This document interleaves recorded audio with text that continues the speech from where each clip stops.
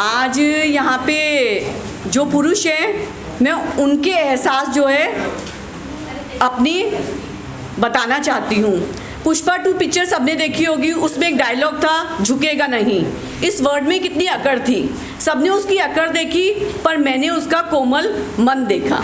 अभी जैसे सर ने कहा कि जो पुरुष है वो खड़े हो जाओ नारियों के लिए, पर कभी कभी पुरुष भी चाहता है बैठना पर वो कह नहीं पाता क्योंकि वो मर्द है, उसने पुरुष का चोगा पहन रखा है तो इतना आसान नहीं है उसके लिए ये सब कहना। पर वो कह रहा है, सुनो, एक नारी से कह रहे हैं जब जब मैं औरत बनूं क्या तुम पुरुष बन सकोगी। तो ये मेरे एहसास हैं। सुनो, मैं कुछ देर पुरुष का चोगा उतार तुमसी औरत बन जाना चाहता हूँ, पर उसके लिए एक गुजारिश भर है तुमसे।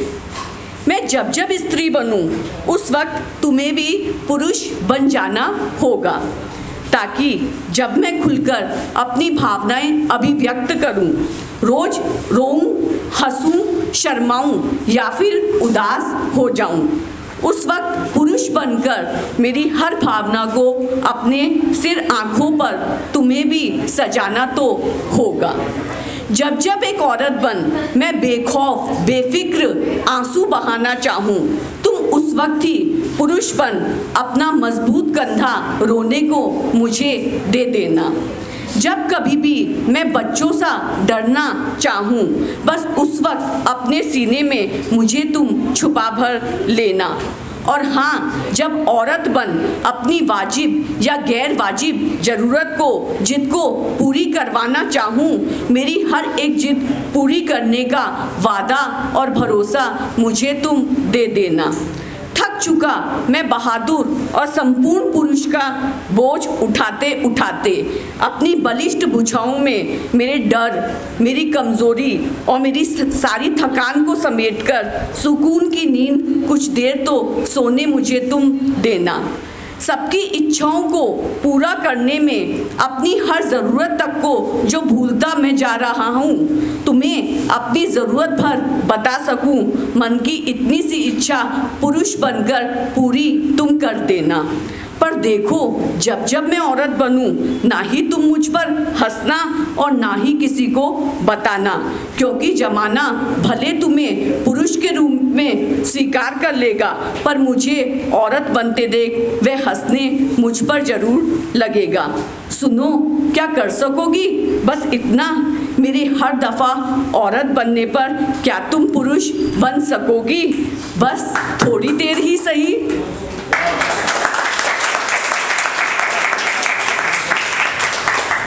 अब मैं एक कहानी सुनाने जा रही हूँ। मैं एक कहानीकार भी हूँ। वुमेंस डे आ रहा है, अभी तो मैंने पुरुषों के मन की बताई, अब वुमेंस डे आ रहा है। सब कहेंगे आजकल औरत किसी काम में पीछे नहीं है, हर काम में आगे पुरुष के कंधे से कंधा मिला के चलती जा रही है। लेकिन हमारी परंपराओं में, हमारी व्यवस्थाओं में जो असमानता है उसको कभी भी हम बराबर नहीं कर सकते। वो आपको उसकी झलक इस कहानी में दिखेगी। मिश्रा जी का निधन हो गया। पूरे घर में नाते रिश्तेदारों का जमावड़ा था। सारी रस्में पूरे विधि विधान से हो रही थी। 12वें के दिन पगड़ी की रस्म हुई। मिश्रा जी के बड़े बेटे को पगड़ी पहनाई जा रही थी। मिश्रा जी का 8 वर्षीय पोता ये सब चीज़ें बहुत आश्चर्य से देख रहा था। वो अपनी दादी से बोला, दादी, पापा को ये पगड़ी क्यों पहना रहे हैं? उसकी दादी भावू को बोली, बेटा, अब तुम्हारे पापा इस घर के बड़े हैं, वो इस घर के मुखिया हैं। दादी की बात सुन के उनका पोता बोला, पर दादी, उम्र और ओहदे में तो तुम बड़ी हो, पापा कैसे बड़े हैं? तो पगड़ी तो आपको पहनानी चाहिए। बेटा, हम औरतें उम्र और ओहदे में भले बड़ी हो जाएं, पर घर का मुखिया तो सिर्फ आदमी होता है। यही जमाने का दस्तूर है और यही परंपरा सदियों से चली आ रही है। ये कहती मिश्रा जी की पत्नी के चेहरे पर दर्द था।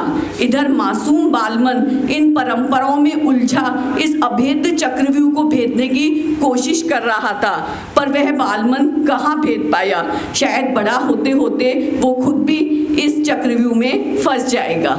Thank you.